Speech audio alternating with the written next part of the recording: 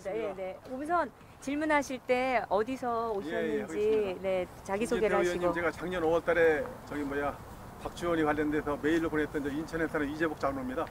아, 네, 이장도. 네. 가끔 통화도 하고 이제 문자도 네, 맞습니다. 네. 이번에 황댕이 안 나오셔가지고 걱정을 많이 했는데 정말 참 이번에 아들 이렇게 용기를 내주시고 또 하여튼 국민이 바라는, 그리고 또 알고 봤더니 애할아버지, 아버님, 어머님들이 다 애국자시고 너무 우리 국민들이 아주 지금 박정희 대통령을 지금 향수를 그리워한다고 이런 얘기들을 많이 듣습니다. 근데 제가 어저께도 이제 인천에서 이제 발족을 이제 4월 5일 날 새누리당으로 하려고 어저께도 베란간에 해서 이제 고문들이 다 모였어요. 모였는데 거기서 지금 당이 지금 이제 한국당하고 새누리당하고 이런 상황인데 어쨌든 새누리당으로 일단은 당원을 하여튼 500만 1000명을 받는 게 지금 목적으로 해서 받기로 결정을 했습니다. 만에 하나 그래서는 안 되지만은 제가 보기에도 어쨌든 간에 우리 하나님이 도와주셔서 네. 우리 김진태 의원이 이번에도 낙승을 하리라고 생각을 합니다. 투표에서도 제가 이겼다고 많이 그런 감도 많이 갖고 또 인터넷 우리도 오늘 여론조사에도 그렇게 되리라고 생각하는데 혹시 만에 하나라도 잘못됐다 하더라도 우리의 욕심은 김진태 의원이 차선으로 됐다 하더라도 다시 새누리당으로 모시고 볼 생각이 있는데 그런 질문은 안 하시고. 아, 네, 그런 얘기는 그러시고요. 안 좋은 질문인 것 같아요. 네, 그런 질문 생각도 안 합니다. 여기랑 맞지가 않아요. 그거는 아니에요. 제가 죄송한데 네. 그런 궁금증을 교통정리 제가 합니다. 네. 그런 궁금증을 가지고 계신 분들이 많이 있지만 그것은 우리 의원님께서 지금 말씀하실 내용의 그것이 아니기 답변 안 때문에 하시는 게 좋을 것 같아요. 답변은 안 하시는 걸로 하고 앞으로 질문하실 때 질문을 좀 짧게 해주시기 바랍니다. 네, 그 짧게. 앞부분만 제가 답변하고 싶은 건 있어서 네. 뭐 이제 우리 집안 이런 것까지 또 사실 덕담을 많이 해주셨어요. 그래서 이제 아버지 그렇게 국가유공자시고 훈장도 2개씩이나 받으시고 그걸 제가 다른 건 자랑할 게 없어도 그걸 늘 자랑을 합니다.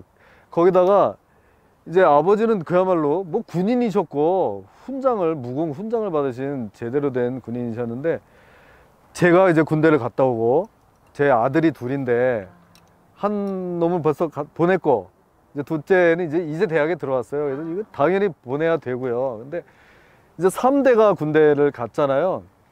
우파 후보가 3대 군대 간 거조차가 거의 처음이라는 얘기도 있고 그렇다. 어떻게 보면 좀 부끄러운 얘기예요. 그동안 이렇게 누리기만 했지 우리 우파가 얼마나 책임을 제대로 안 졌느냐 하는 그런 대목입니다. 뼛속까지 보수. 질문 한 개 드리겠습니다. 현재 저는 대한민국의 상황 또는 대선 정국 자체가 거의 동물의 왕국 정글 같은 상황인데 혹자는 우리 김진태 대통령 후보님을 동물 중에서 약한 동물을 비유하는 사람이 있습니다. 제가 생각할 때 그렇지 않은데 외유능형이신데 본인을 동물로 비유하신다면 어떤 동물로 비유하실 수 있겠습니까? 아, 저 스스로를요? 세게 얘기하세요, 세게. 세자라고 우리 정명 대표님 말씀하셨어요. 호랑이? 호랑이 제가 좋아하고요. 아마 제가 이 외모가 좀 아무래도 좀 부드럽게 보일 거예요.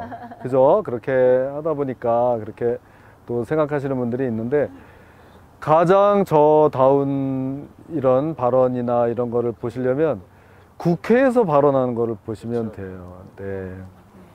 야당 의원들한테 김진태하고 한번 물어보세요. 저는 특히 국회에서 이렇게 의원들 간에 무슨 토론회다 이런 거 하는데 저까지 못 나간 적이 많아요. 여야 토론회가 붙었는데 제가 나간다 그러면 야당 의원들이 안 나오는 거예요. 엄청 무서운 줄 알고 막 세고 그런 줄 알고. 그래서 정작 싸워야 할 대상들한테는 그렇게 하고 제가 여러분들한테 여기서 핏대 낼 일은 없잖아요. 그래서 좀 부드럽게 보이는 거다 이렇게 이해해 주시면 되겠습니다. 네. 저에게는 아주 무시무시한 사자 같고 또 우리 팬에게는 그야말로 참 다정다감하신 그런 이미지로 생각됩니다. 네, 다음에 락TV에서 오신. 네, 저는 강원도 동해에서 온 락TV2 네. 김영덕입니다. 네. 어저께 한 50여 명의 우리 애국 집회에 오셨던 분들이 함께 해라는 모임을 하면서 김진태 후보를 응원하자 하는 모임이 어제 있었습니다. 후보자하고는 아무 관계없이. 근데 거기에서 이제 질문을 오늘 하나 받아갖고 왔습니다.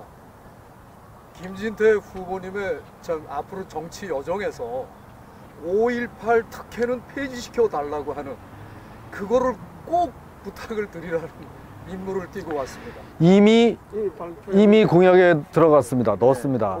그래서 그 공무원 가산점 제도 전면 개편 이거를 넣어놨습니다. 그래서 특히 그 5.18 이쪽이 실태가 어떤지 알아보려고 명단을 달라고 그랬더니 국가보훈처에서 명단을 안 주는 거예요. 이게 뭐예요 도대체? 자랑스럽게 생각하고 아니 우리 아버지가 그래 제가 지금 저 훈장 2개 받으셨다고 자랑하니까 그거로 제가 무슨 제도적으로 특혜를 받으면 그 자랑하고 다녀야 되는 거 아니에요? 그렇죠. 근데 명단을 달라고 그러면 명단을 안 주는 거는 그거를 숨기고 싶은 사람들이 많은 거잖아요. 잘못했나 보네. 다양합니다. 잘못을 하고 이 제도가 이런 식으로 운영되면 안 됩니다. 그래서 그것뿐만 아니라 모든 거를 다 해서 정말 제가 이번에 이렇게 잘 되면 실태조사부터 해가지고 도대체 얼마나 많은 뭐 지금도 5.18 자녀들이 막 생겨나고 있다는 얘기들이 있어요. 유공자들이. 왜냐하면 5.18 기념사업회에서 계속해서 유공자 지정하고 있다고 들었어요. 그러니까요. 계속 늘어나고 있는 겁니다. 그래서 얼마 전에 웬일인지는 모르겠지만 그 전에 건노가 그 씨도 지금 유공자로 최근에 추가됐다 이런 말을 제가 잊지 못할 일이고 그건 정말 확인을 해야 되는데 왜 발표를 안 그게- 하고 있기 때문에 우리가 알 수가 없는 그게요. 그 혜택이 그 자녀 3명까지 자녀에게 가는 네. 거고요. 공무원 시험을 보는데 네. 10% 그건 정말 근데 그게 10% 과목마다 10%입니다. 그리고 그러니까 정말 아니 10%면 다 비리가 10%죠. 어떤 것들이 또 얘기가 고발이 되고 있냐면 그 5.18 유공자들이 양자를 드린답니다. 양자 맞아요. 드려서 혜택을 받고 나서 나중에 파양을 하는 경우도 있고 세상에 뭐 이 그 유공자 그걸 혜택을 더 받기 위해서 벌어지는 이런저런 일들을 저는 그런 거를 파헤치면 아주 대단하리라고 생각을 하는데 이런 얘기 하는 것조차도 이제 공격의 대상이 되어 왔기 때문에 이게 이제 그 큰 틀에서 보면 공정한 사회로 가기 위한 첫걸음이에요. 네, 그렇습니다. 맞습니다. 아니 지금 청년 실업 벽에 부딪혀서 맨날 그러고 있는데 그 중에서도 공무원 시험은 가장 9급 정말 이 공무원 되기 위해서 100대 수백 대 1이잖아요. 그렇죠. 거기서 10%를 받으면요. 100m를 뛰는데 50m에서 출발하는 거예요. 이거는 뭐 이 도대체 경쟁이 되는 게 아니에요. 이런 거는 없어져야 된다. 공정한 사회가 되려면 그렇게 생각합니다. 다음에 우리 저 SNS 예천 애국시민연대에서 오신 그동안 참 예천에서 많이 온 뵀던 이용입니다. 네. 저도 5.18에 관한 추가적인 질문인데요. 5.18이 사실상 지금 계속 앞으로도 계속 이런 내두면은 계속 확산될 것 같습니다. 그런데 저도 국가유공자입니다. 군대 생활 38년 네. 했는데요. 네. 국가유공자들 지금 어디 저 국가보훈처에 보면 다 나와 있습니다. 몇 급이 얼마고 보상이 어떻고 이렇게 다 나와 있는데 5.18 유공자는 아예 찾아볼 수도 없고 비밀로 되어 있습니다. 그러니까요. 그거를 개방해 주시고 그 다음에 5.18 관련했을 때는 그 당시에 그 북해군이 들어와서 일개 대대가 와가지고 직접 참여했고 그 북한에 가면 그 저 동상 비까지 다 되게 영웅칭호까지 붙여놨었습니까? 맞습니다. 그런 거를 어떻게 해서 다 돌아가고 저 지만원 박사가 그렇게 발표를 했는데도 아직 그런 걸 방송을 다루지지도 않고 하니까 이슈가 안 됩니다. 그런 건 반드시 밝혀가지고 다시 지금요. 재정립해야 됩니다. 예, 우리 선생님. 우리 지금 이거는 사실 왼쪽으로 질문이라고 하기가 어렵기 때문에 네, 왼쪽으로 그 적당히 기울어진 얘기하시면 돼요. 기울어진 운동장이잖아요. 제 이 시대적인 사명은 계속해서 왼쪽으로 기울어져 가는 운동장을 마치 무슨 아틀라스처럼 그거를 또 받쳐서 더 이상 기울어지지 않게 계속 받쳐면은 다시 평평해지게 만드는 게 제 정말 이 시대적 임무라고 생각합니다. 지금 울분이 많이 나시겠지만 여러분들 다 아실 겁니다. 이게 제대로 된 운동장이 됐을 때 그런 게 다 하나하나 우리가 역사적으로 밝히고 갈 수 있다고 생각을 합니다. 네. 네. 네. 말씀하세요. 네. 저는 그 얼마 전까지 한국사이버대학에서 교육 전문 그 강의를 했던 험한기입니다. 제가 그 여기 이 모습을 보니까 정말 저는 그 김미태 의원님이 행복하구나 이런 모습을 찾아봤습니다. 왜냐하면 그 정치 행사나 인터뷰 가보면 집채만한 거 그 뭐 종편이나 이런 카메라 들이대고 실질적으로 나오는 것은 한 10초, 5초 이런 정도인데 네. 손바닥만한 이 이런 그 스마트폰으로 찍은 것이 전부 전량이 앞으로 이제 방송에 나갈 겁니다. 그래서 상당히 행복한 그런 대통령 후보구나 맞습니다. 이런 생각을 했고, 맞습니다. 그 다음에 제가 육해공군하고 우리나라 여러 개 대학의 그 구국동기에 가가지고 핵심 역할을 하는 사람 얘기를 들었는데, 그분은 대통령 후보로 출마하기 한 일주일 전에 꿈을 꿨는데, 그분 같은 경우에는 뭐 여야를 막론하고 한 3대 정도의 대통령이 꿈에 나타났다고 해요. 네. 근데 아니 그러니까요. 그래서 내일 틀림없이 될 걸로 생각하고 있는데, 최종 대통령 후보가 그러면 그 노량진에서 애들 몸부림치는 그 공시생들을 네. 위해서 어떤 그 파격적인 그 정책을 가지고 있는지 예, 발표를 해주시면 감사하겠습니다. 네, 어떤 질문이 나오려고 저렇게 말씀하시나 했더니 끝이 아주 흐뭇했습니다. 고시생들 그게 아주 심각합니다. 어제 제가 신림동 가서 이 친구들 직접 만나봤는데요. 아니 정말 이게 큰일입니다. 우리 옛날에 다 그냥 있는 제도에서 나만 공부 열심히 하면은 뭐 됐잖아요. 근데 이제는 공부를 하고 싶어도 판을 다 치워버렸어요. 올해로 사법시험이 끝입니다.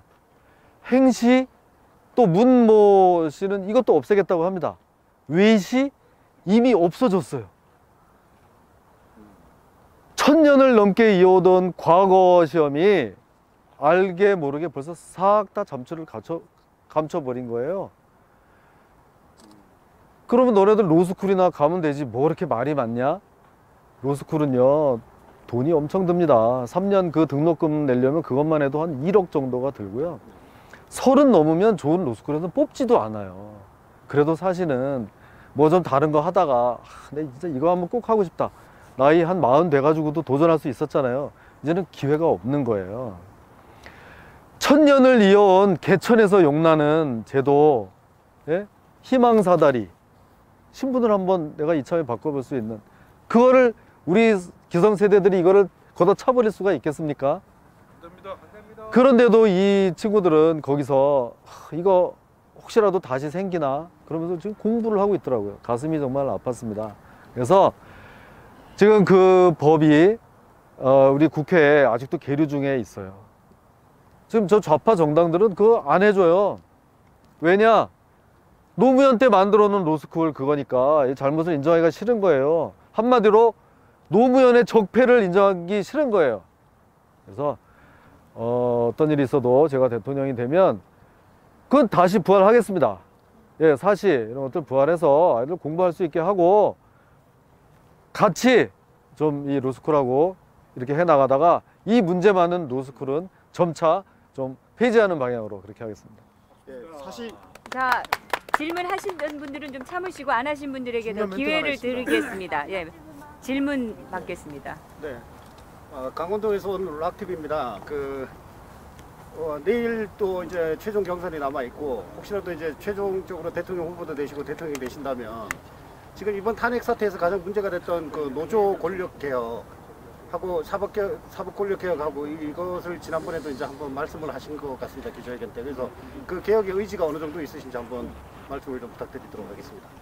네, 맞습니다. 그게 우리 저 정규재 주필님들 얘기하시는 뭐 4대 주범들, 그죠? 탄핵을 일으킨 그 중에 들어가는 강성노조 또 검찰 여기인데 이건 정말 우리 제대로 된 나라로 가기 위해서는 당연히 여기는 손을 봐야 된다 생각하고 강성 귀족 노조가 있는 한 젊은 우리 친구들이 가야 할 이 일자리가 없는 거예요.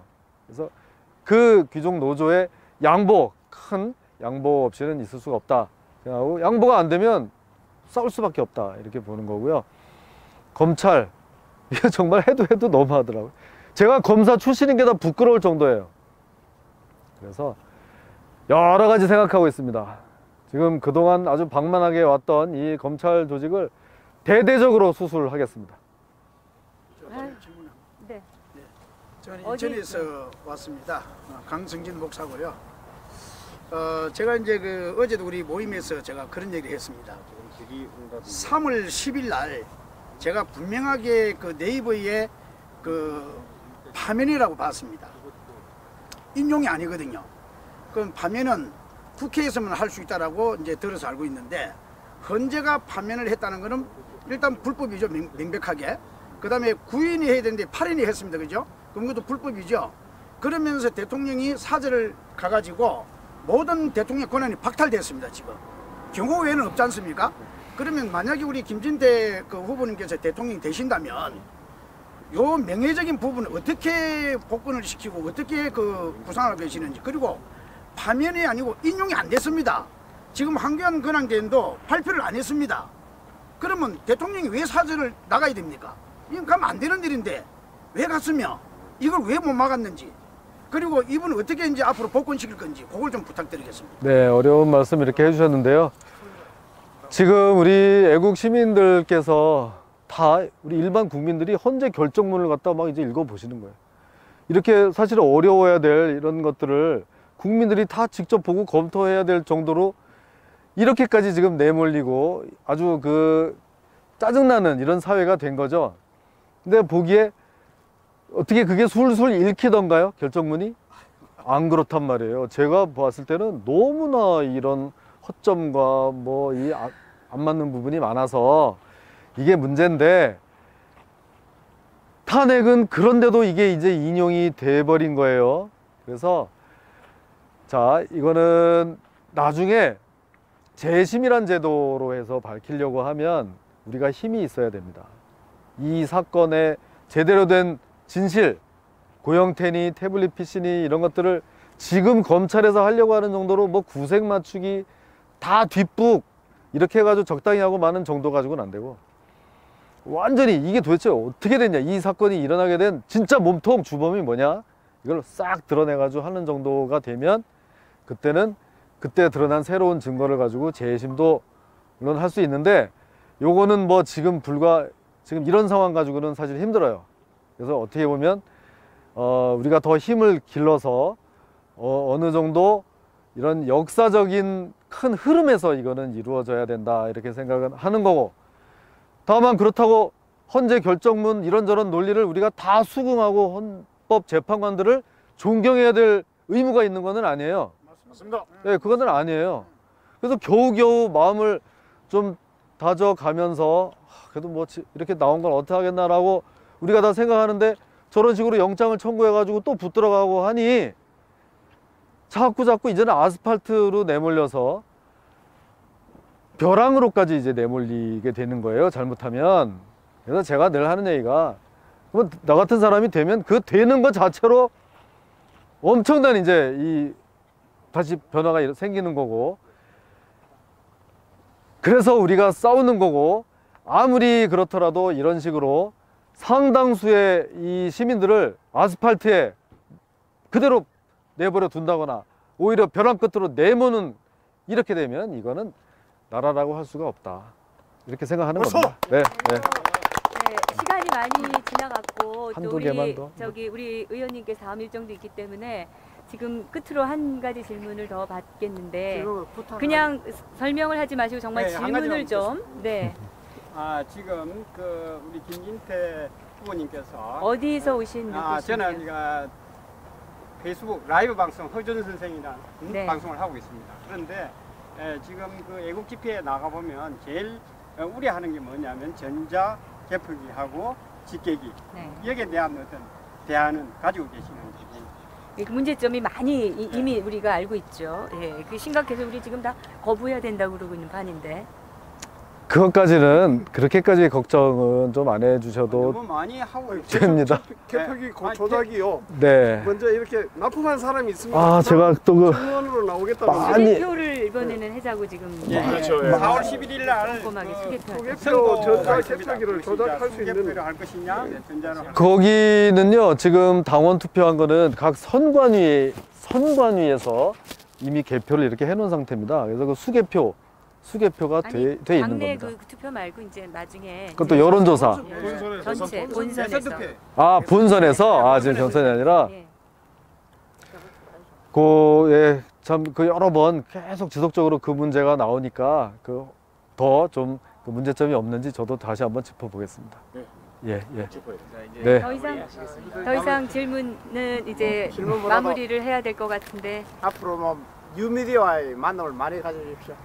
네, 예, 마지막으로요, 여러분들 정말 그 구석구석 이렇게 다니시면서 요 작은 핸드폰 하나 가지고도 이렇게 하셨는데 그 위력은 대단합니다.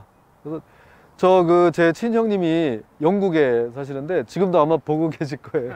우리 조카도 이렇게 하는데 이렇게 멀리 떨어져 있는 형제가 여러분들 덕분에 매일 만나고 제 소식을 오히려 평소보다도 더 자주 접하고 있어요. 그래서 이게 바로 우리 언론 혁명을 이루는 길이다. 저는 감히 이렇게까지 드립니다. 그동안 언론이 제 역할을 해주지 못하고 자기는 멋대로 이렇게 했는데 우리 여러분들 나와주시는 이 한 분 한 분 때문에 이제 그런 언론 없이도 우리가 갈 수 있는 당당한 제대로 된 뉴미디어 우리 혁명을 이룰 거다 이렇게 생각합니다. 여러분 오늘 정말 고맙습니다. 여기까지 찾아오셔서. 네, 고맙습니다. 열심히 하겠습니다. 네.